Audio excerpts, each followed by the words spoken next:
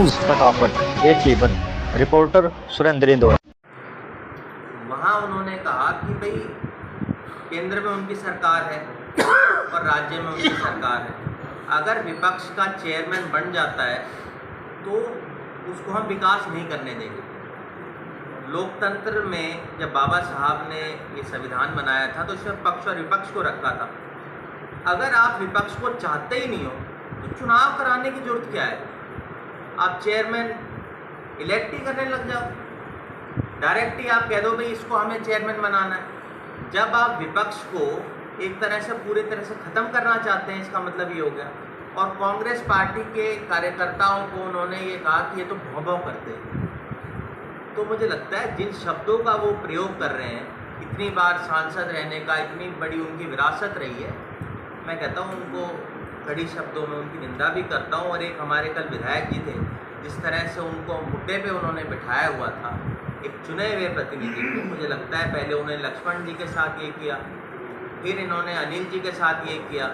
ये दर्शाते हैं कि मेरा रुतबा जो है वो बहुत बड़ा है और एक विधायक, एक सरपंच, उसका कोई उनको लगता है उनके आगे कोई ओहदा नहीं है।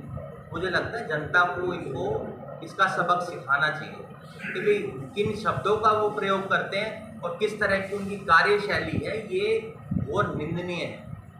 विधायक जी, कल रैली थी मुख्यमंत्री जी की, तो कह रही भाजपा की अब हवा बदल गई। क्या लगता है कुछ हवाओं में बदलाव आया है? हवा देखिए ये बदली है कि मुख्यमंत्री जी आने के बाद उनका आखिरी तर्कश था जो उनके पास था। आपने भी देखा होगा सैनी धर्मशाला में आए थे, वहाँ कुर्सियाँ खाली थी, वहाँ आपको पता चल गया।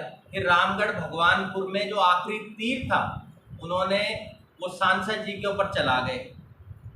भाई सांसद जी इस बात के बिल्कुल खिलाफ थे कि रामगढ़ भगवानपुर में कुछ नहीं देना चाहिए और वो वहाँ दे गए। तो इसका क्या मतलब हुआ कि सांसद जी को उन्होंने तीर चला दिया। तीर चला के उनके घर वो चाय भी पी गए, नाश्ता भी कर गए।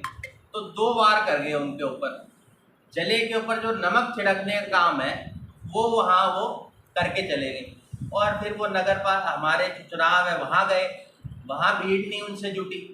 तो ये दर्शा रहा है ये तो चुनाव हार रहे हैं। और ये हताशा है, आप लोगों के लिए भी सोचने की जरूरत है कि जब केंद्रीय मंत्री को, तीनों विधायकों को और सांसद को, मुख्यमंत्री को, सबको आना पड़ रहा है प्रचार करने के लिए, तो अपने आप में ये लोग हार रहे हैं। ये अगर जीत रहे होते, जो इनको लगता है कि हमारी बहुत बड़ी हवा है, तो मुख्यमंत्री जी को क्यों आना पड़ा रेवाड़ी? रेवाड़ी इसीलिए तो आ रहे हैं, उनको हार लग रही है। अगर वो जीत रहे होते तो उनको रेवाड़ी आने की क्या जरूरत थी? या रेवाड़ी तो चलो नगर परिषद है, 1% आ भी जाओ।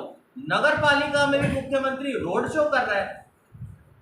वो वाली बात होगी जैसे मोदी जी का होता है ना बीजेपी में, चुनाव है चुनाव है, जैसे गब्बर कहता था, वैसे ही इनका सिस्टम है, कहाँ है चुनाव, कहाँ है चुनाव।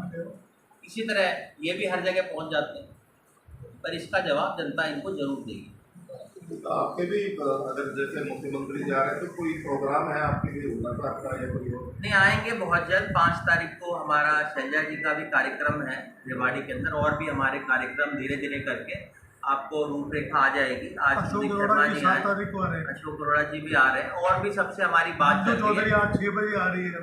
तो धीरे धीरे करके सब नेता यहाँ पर आएंगे। एक बार हमारा टाइम सबके साथ फिक्स हो जाता है।